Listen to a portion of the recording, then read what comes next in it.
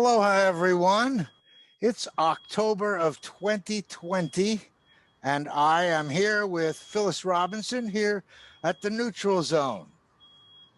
MauiNeutralZone.com. You know me for a long time. Phyllis has been a guest on our show before, but I think we should reintroduce her from scratch. Phyllis, what do you do? I mean, if I ask you for your job description, what is your job?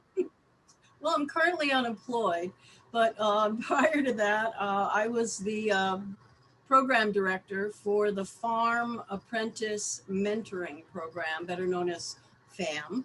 And it was under the Hawaii Farmers Union United. And we've graduated over 6 years, 84 farmers who are now doing their best to farm under these conditions. They're very grateful for the subsidizations that are coming through. I found out that the MEO application for the $2.5 million for farmers is now open as of today. And well, let me. I'm going to expand that. MEO is Maui Economic Opportunity here in Hawaii, MEO. And that the federal government, I guess, through the CARES Act, has filtered out to us $2.5 million. Is that for Maui County alone? 2.5 million is coming from the county of Maui. I don't think it's federal funding.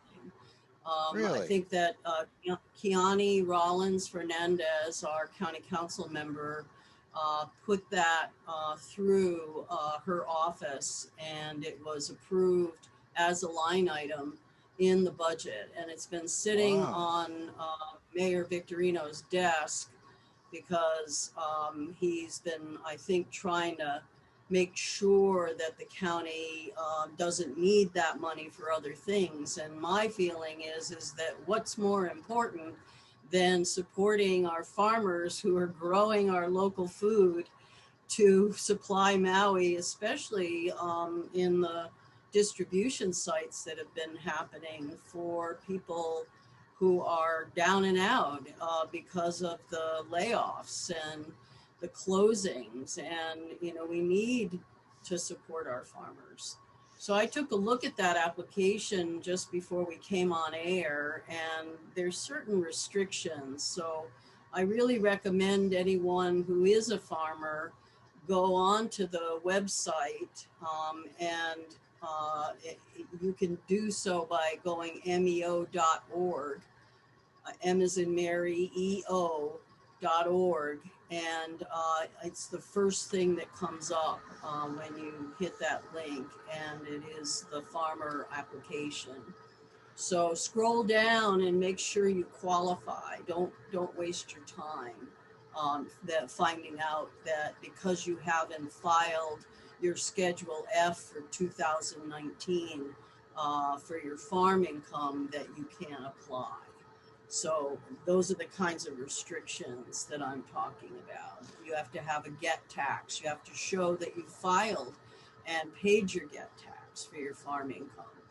So if you haven't had any farm income and you haven't had to even file your taxes, they still want to see that you've filed a 1090, or excuse me, filed a Schedule F, even though you haven't got any income.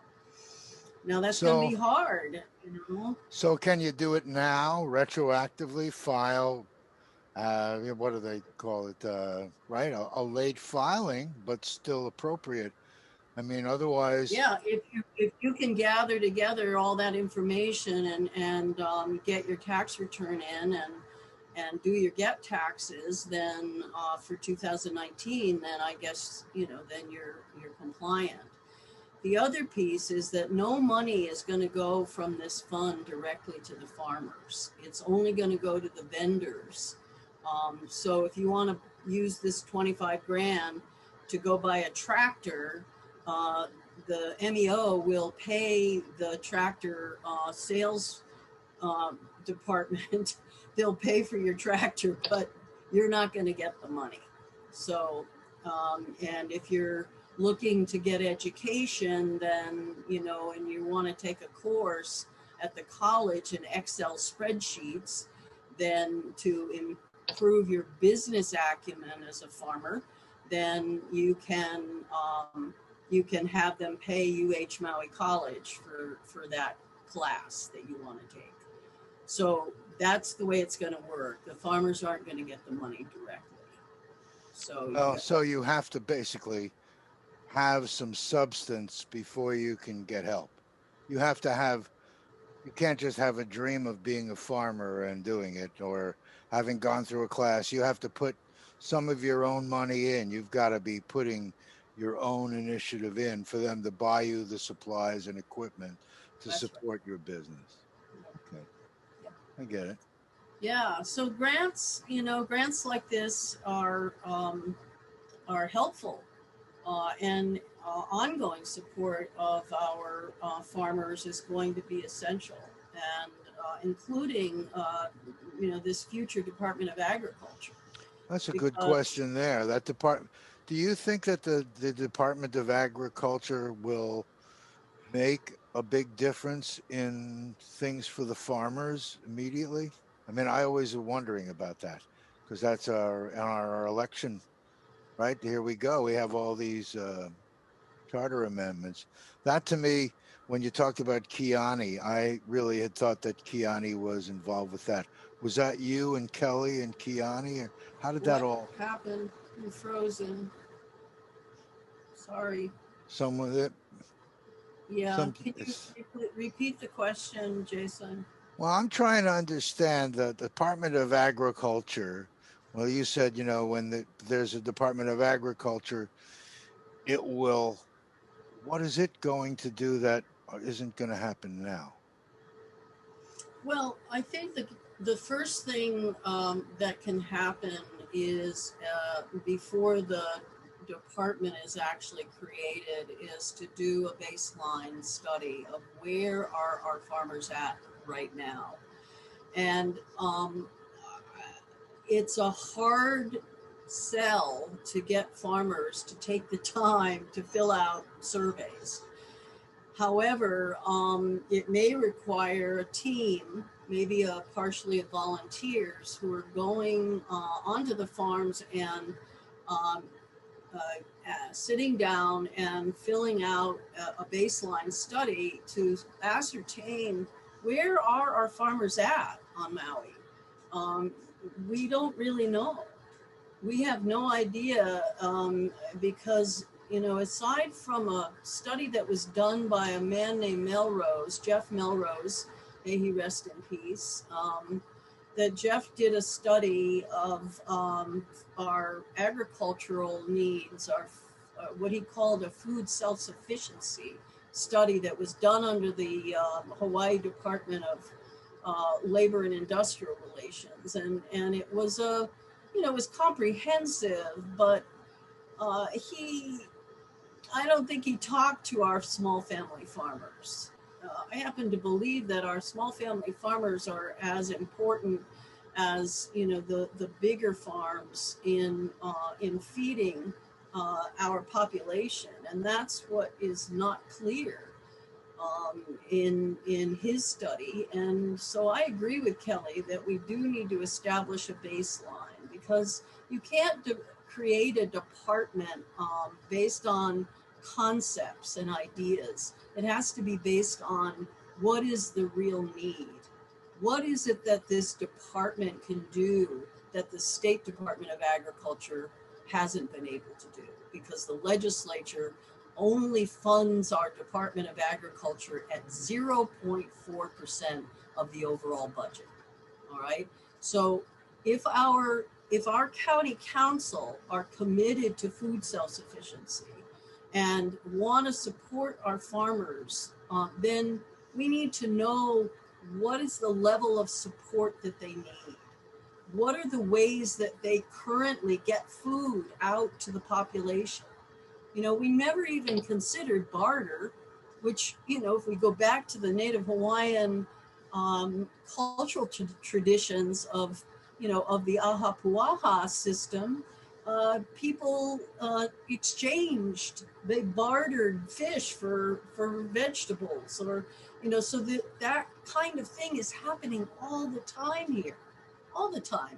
I get, the neighbors across the street bring over avocados, and I give them my star fruit, and we're constantly doing that, but it's not somehow factored in to our food self-sufficiency. So if food security is the most important thing, I think that we need a baseline study. And, then the naysayers who are saying we don't need a Department of Agriculture, we can't afford it. Well, I don't think we can afford not to have a Department of Agriculture, but we've got to know what the need is out there. And right now, we can't base it on current knowledge. So if we wait until 2022 to actually start the Department of Agriculture, then we will be starting it based on some real data, some real information, and with alliances that are being built, the support networks that are being built, and understanding how those networks actually are helping our farmers. And those are the kinds of things that I'm not so sure that funding for agriculture currently really looks at strongly enough, is what are the networks of support and how. So does it need a department to be able to do that kind of study? You think it would be helpful to have that department in place? That's why I don't think that we need the department to do the study. I think that there are people in our county council right now who believe that we can do this through an existing alliance. It's called the Maui Nui Food Alliance. Okay. And it has a steering committee that is reached out to the various parts of our food system. Kamehameha Schools is right now doing a mapping exercise of our food system statewide. And they're trying to bring people together through Zoom to work on that. So, combining that with the Maui Nui Food Alliance steering committee of, that way you start to really see how these connections are vital. The food hub, for example, there was a bill for food hubs at the state level. Do you know what happened to it? No. Committee? I don't either. I know that it was written partially by myself and a number of others from the Farmers Union. It was submitted. I did think that it made it through the Ways and Means Committee because I visited Dela Cruz in his office, who is the chair of the Ways and Means Committee for the legislature, and he has a food hub proposal of his own in his own district. So I'm hoping, it has to pass over though, and then COVID's hit. So I don't know if it passed over into the House, but it did make it through the Senate all the way to getting on the agenda. So food hubs are a way in which we be able to give farmers a leg up, because it's more of an integrated vertical model where you're not so dependent on the distributor who you have to pay a certain amount of money to get your food out. You're maybe part of a cooperative. So that's our audience needs to know the words food hub. A food hub is where all the produce comes in centrally, and its distribution and marketing is done in a cooperative way. That's right. Yeah, and the Maui Hub, which got some funding and then was part of the Farmers Union, and then it broke off and is its own entity. They're doing that right now. They have, I think, almost 100 farmers who are contributing food. They have a beautiful online way to shop for that food. The food is packaged at Sunfresh down, which is a certified kitchen. And then the distribution, I think, is happening through Sunfresh, because when I go to pick up my order in their regional pickup sites, I go behind the Ace Hardware in Kihei. I live in Kihei. I go behind the Ace Hardware, and my order is right there. And the volunteers put it in my car, and I take it home. And it's a great variety of vegetables and fruits and value-added products. And so that is an example of how, in a COVID environment, a Maui food hub could operate. Now, there are other ways. Are they able to take more than cash? How does that work? No, you do it online with your credit card or PayPal. So, I mean, I'm thinking about all the people with the food stamps, because we still have to somehow deliver. I'm thinking about good quality produce to, what do we say? Some of the people that really, I see what they give out in these food things to people, pasta, canned goods. Some of the veggies are okay, but that's why I'm seeing they're like almost outdated produce. That's not what we're talking here. This is No, fresh, no, current. everything is fresh. At least, I think I think the delivery is made on a Wednesday to Sunfresh from the farmers. So it is a few days before you actually get it delivered to a regional site, pickup site. So it's all fresh food. I mean, Well, all I was doing earlier, you talked about barter, and right in the middle between barter and cash is this thing called food stamps. So yes. I'm just looking at those people. Go ahead. Yes, so the Maui Hub has got their SNAP benefits certificate. So if you are on SNAP, if you have food stamps, then if you buy on using your EBT card, if you buy online, your card is worth double. Wow. Because you're buying locally. That's the way they've set this up to get our food stamp EBT card holders to buy locally. Is if the food is local, Wow. That then sure is your important for SNAP people to benefits know. are worth double. Wow, that should be a big poster. They should have a plane carrying that behind in a banner, because that is like. If you go on the Maui Hub, and I think it's a .com, because I think they are, they are trying to be self-sufficient. They started out with some county money. I don't know if it carried over when they split from the farmers union, but they are, attempting to at least break even. Sure. What they want to do is to be able to make sure the farmers who are used to getting, fairly decent prices from hotels and restaurants, who have lost those, they've Accounts. lost those accounts, to be paid a decent amount for their produce. Understood. And through subsidization, that hasn't had to be passed on to the consumer right yet. Now that may change when things open up in October. It is October 15th. Once the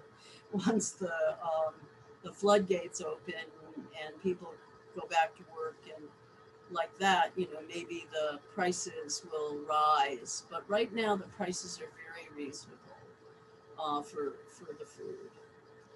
They're kind of like farmers market pricing, That's great. How do now? So are they a MauiHub.com? Is that where they must have another name? Yeah, it's called the MauiHub.com. Okay. Yeah, and yeah, it's not Food Hub, it's the Maui Hub. I remember when they were doing it and it was visible, but then I suddenly didn't see it in view. And Well, it's because they moved, they were under the Farmers Union and they were receiving funding from the CARE Act via the mayor's office. oh, And certain amount went to the Farm Bureau, and then a little less amount went to the Farmers Union. And the idea was to basically have food distribution where the food was free. But then it became a movement to have some of it be free to those who qualify for the EBT, and then the rest would actually pay it, which would assure its longevity. It right. would assure its being able to move forward. Yeah. Yeah, so I've been very pleased with their service. Their, it looks like it's growing because I went down. It's between 12 and 2 is the pickup time on Saturday, and I went down, and there was a line of cars waiting to pick up their food that was going all the way back to the post office. So Wow. yeah, so it's Well, I'm catching glad to up. hear it's kicking, it's still hanging in there, and Yeah. And hopefully we can. there's CSAs besides that. Rebecca Harbor up at Greenleaf Farm has a CSA.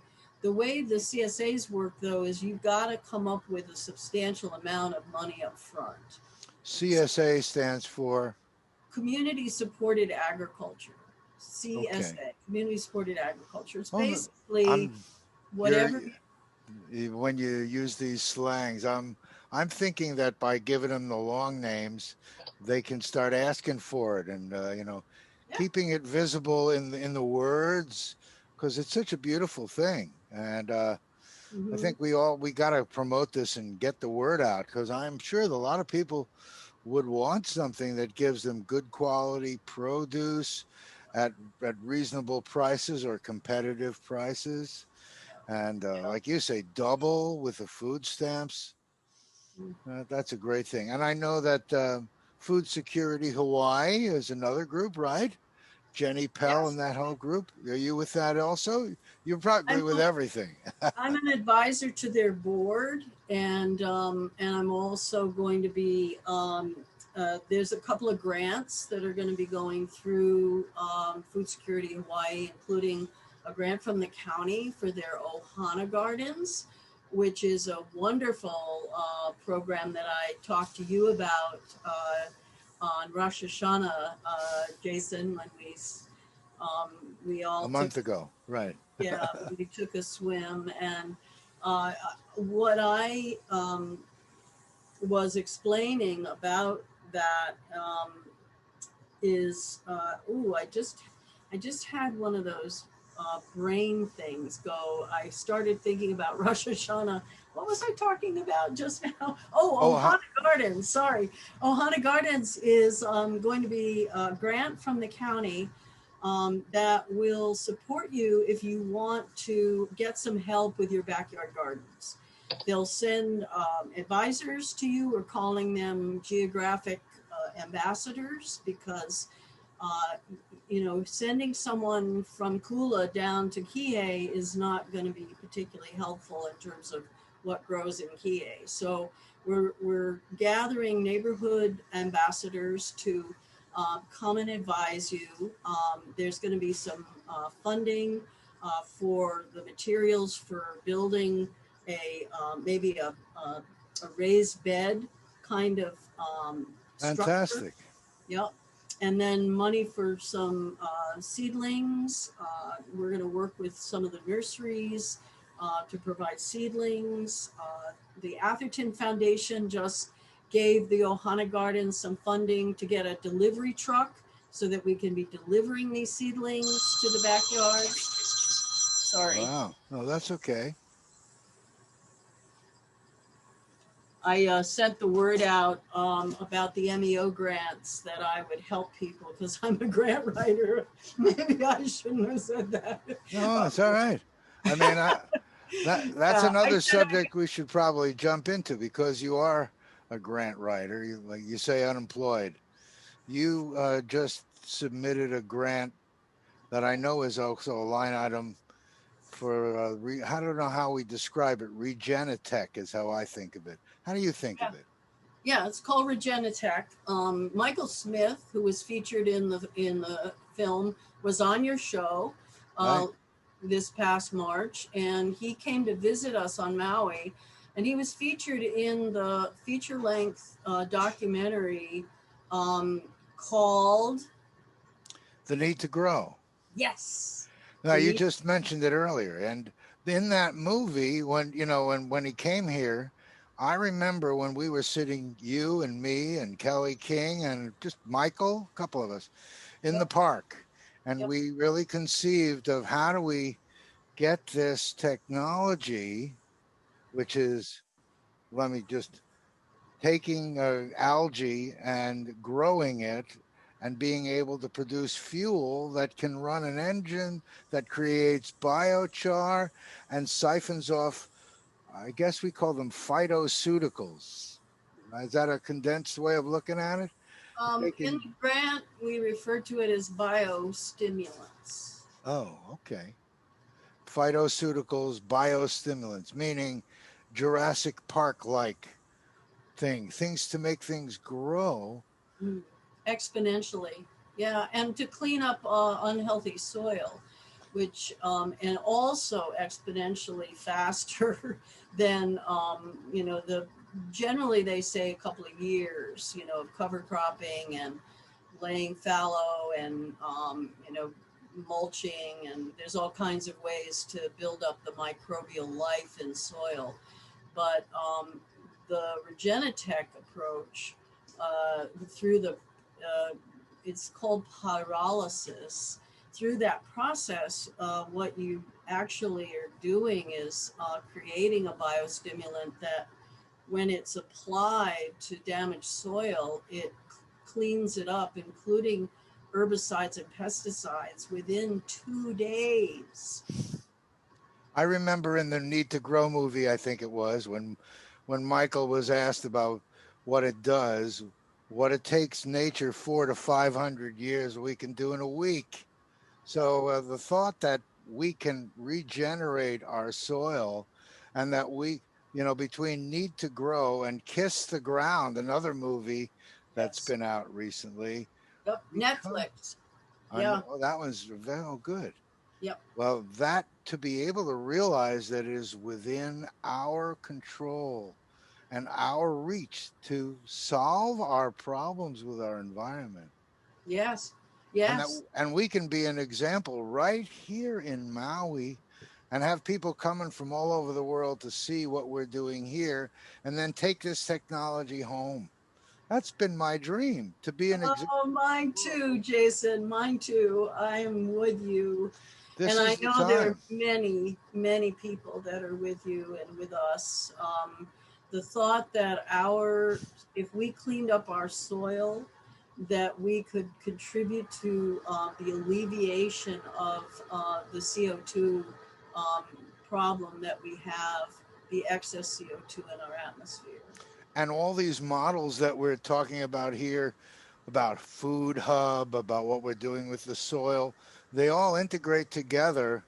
Mhm. That's the kind of community you and I want to live in. That's what we're doing here. We have a rich soil of great people here Yes, who we do. have tremendous love for our planet. I'm just always thrilled to know some of the people that we have in our group here. People like yourself, the energy that you put in and the love that you put into the people that come out as products of what you do, really fantastic work, you know. Do you want us to talk a little bit about the Regenitech grant, because it's kind of fresh in my mind, That and would I be great. Let's yeah, that's what I was thinking we might talk about. I'll let you yeah. start. What do you So think? first of all, thank you, Kelly King, for putting the Regenitech into one of your favorites. You know, you had to have top 5 in the county council budget, Right. and you really saw the promise of being able to use um, tons of junk wood that goes into our landfill, to use that and to feed it into this thing that Michael calls the dragon. And the dragon then takes that, and through a high heat combustion that's all in a closed system, you're creating methane gas, and you're creating carbon dioxide. And in the center of this wonderful thing called the Earth Power Lodge, you have an algae pond. And the CO2 is what feeds the algae. So you're basically taking the byproduct of burning this wood. The ultimate byproduct is going to be biochar. And biochar has its own long history of cleaning up soil. And then what you've got with the algae is that you're feeding it, and you're creating a biostimulant that you then are able to produce at the other end, an inoculant, something that inoculates the biochar and makes it vital enough that it can be spread over large tracts of land. I mean, we're talking about this Earth Power Lodge can take 6 tons of waste wood a day and turn it into 1.2 tons of biochar. Wow. And yes, I know, amazing. And so, you know, farmers, what we're hoping is that, you know, and that's part of Michael Smith's vision, is that, you know, basically we create our own Maui Earth Power Lodge. It's run by Maui people who own it, and all we're doing is giving a portion of the profits going forward to Michael to help with their fund, which is trying to help farmers. They're trying to take this far and wide across the world. So And this model is, think of it like a franchise, but it's a self-contained business plan yep, that in theory generates profit. So before someone is going to even put their toe into duplication, they realize that this is something that will be sustainable. yeah, And the more it gets understood, we're going to need, I would think that when we first start, someone says, well, 6 tons of green a day. And then we realize we create an extraordinary amount of green waste a day, and that this might mean 2 or 3 or more of these. So that's what this is, this feasibility study, to show what it can do and how it can be profitable, so that someone that would invest really sees the what do we call it? The feasibility. That's why it yeah. is. That's right. Yeah, and the county, you know, much to their credit, asked initially for a feasibility study, uh, partially because, you know, do we have enough feedstock? In other words, that, you know, the dragon is thirsty or hungry. You know, it functions best when we're giving it as much as that. But if you think of how things are delivered here on the barges, many times they're delivered on pallets. There's so many pallets that are delivered to the landfill a day. I believe that a Yale study was done with Rob Parsons when he was our environmental coordinator for the county. And that study measured the amount of different products that were being delivered to the landfill.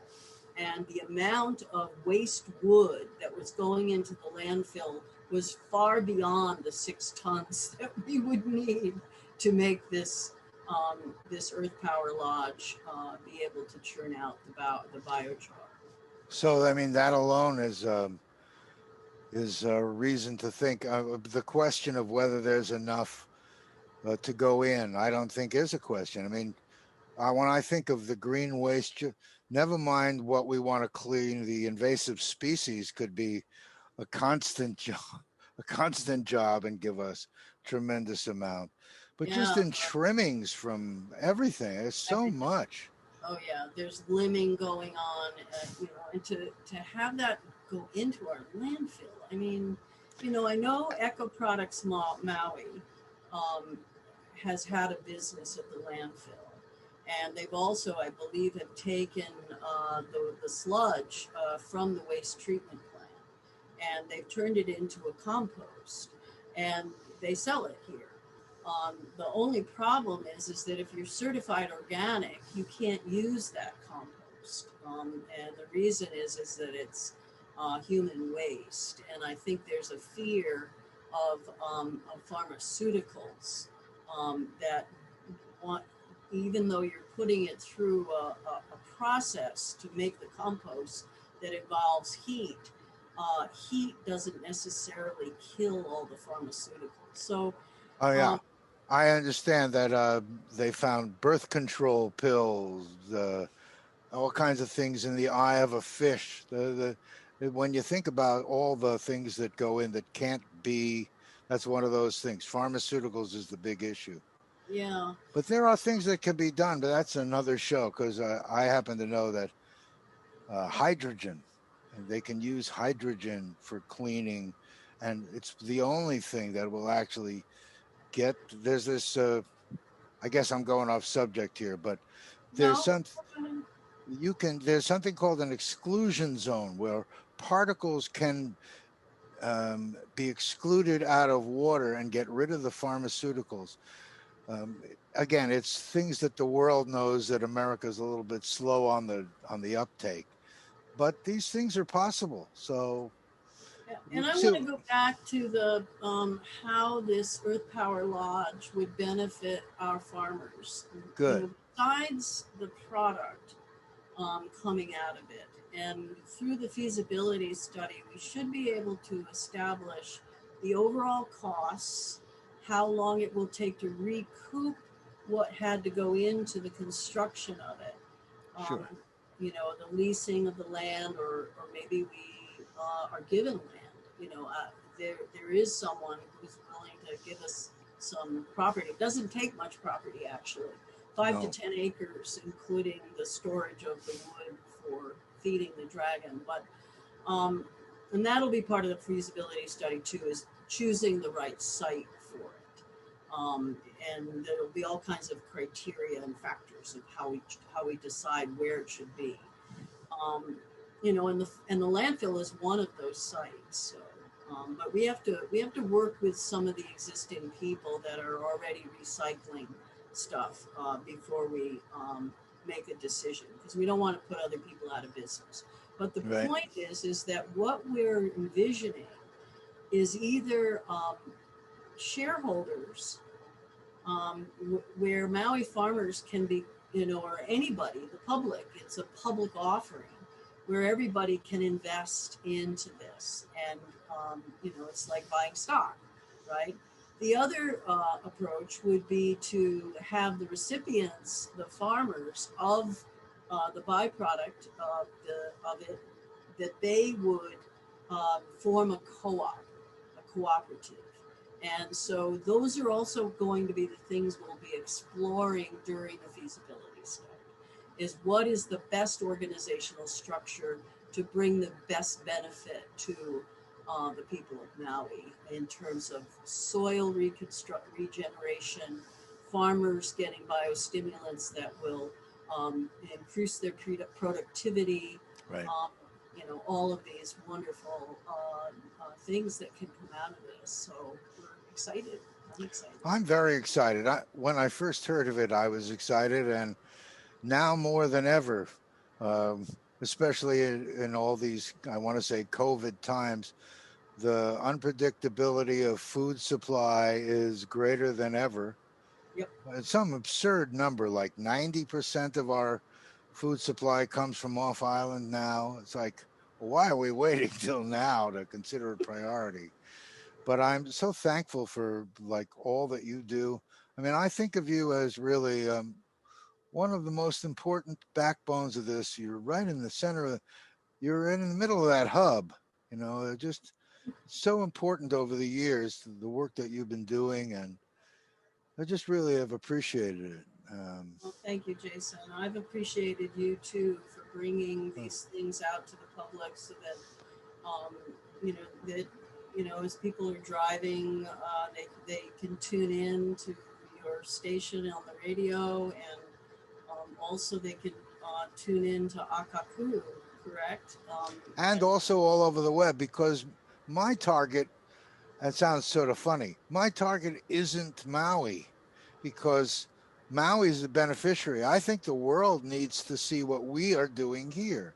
That's why I started this Maui Arts and Music Association, to show the world what we can do here. And I don't want to go off again on a tangent, but Papa, Mama and Papa, the name was there to be exactly that, a foundation to make dreams come true for the world and show them how from our remote landmass. And people like you, that this none of this happens without all of us doing it. And you're the kind of leader that has been standing all these years, quote, before it was fashionable. Now it's easy for people to say the words food security, organic.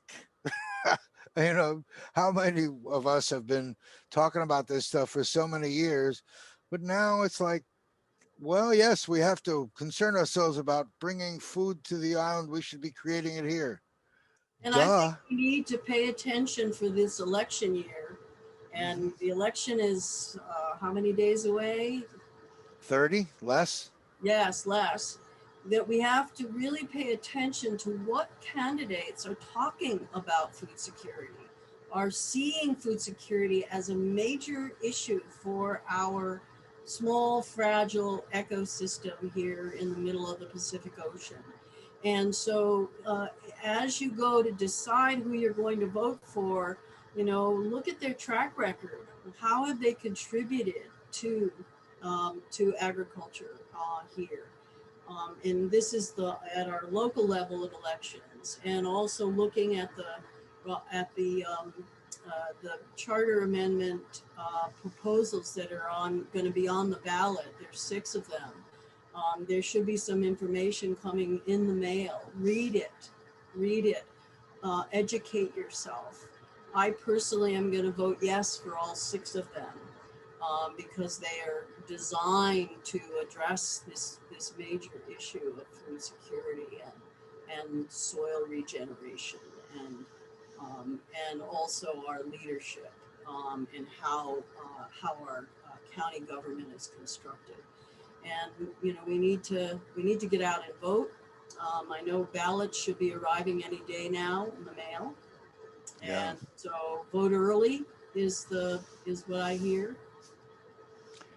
Yes. Well, I feel safe, like every vote we have here is going to get counted. I really trust our local group here to do the right thing. But I hear these stories on the mainland, so much fabrication of what can happen. It's almost like they're setting a roadmap to try to create obstacles for people to trust this whole election. It is getting exhausting, Phyllis. I am getting exhausted.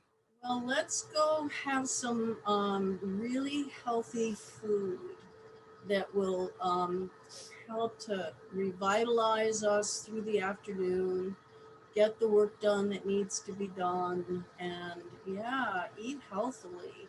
It can make all the difference in our energy levels to be able to get through this very stressful time, and it will build our immune system so that if we want to be immune to the COVID virus, then we can do that through eating healthy local food that's grown with regenerative methods like organic and biodynamic and permaculture principles.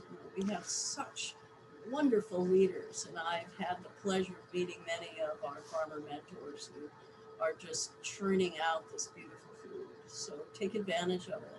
Yeah. Yeah.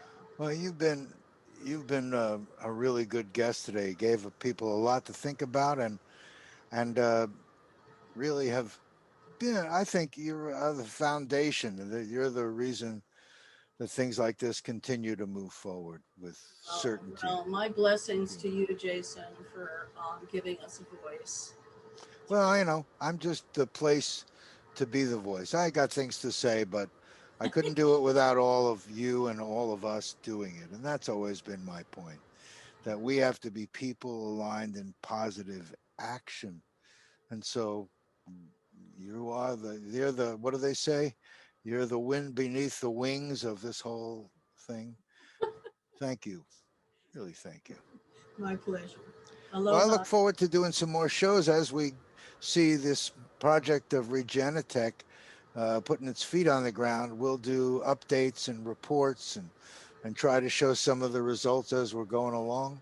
I'm sure the public will want to be Michael's gonna supportive. come here on in January. That's part of the grant is to pay to get him here so that he can guide the feasibility study. Right, I saw that. And we get to see Diane too. That's a great thing. Yes, his partner Diane. She's delicious. She's wonderful. Well, we are so blessed to be part of all that's going on here because all of us in the audience and you and me are the reason that we can save this planet, are the reason that we can make it through difficult times because we all are cooperating. We grant each other the possibility that if we work together, we can make it go right. And that itself is going to make it go right. So thank you for joining us, Phyllis. I appreciate it here today. Phyllis Robinson from, I don't want to call you unemployed. You are a woman who should be constantly writing grants and teaching people about everything. You've just been wonderful. My pleasure. Take care, Jason. Thank you. And thank you guys for joining us out there in the world. We'll see you next week. Aloha, everyone. Aloha.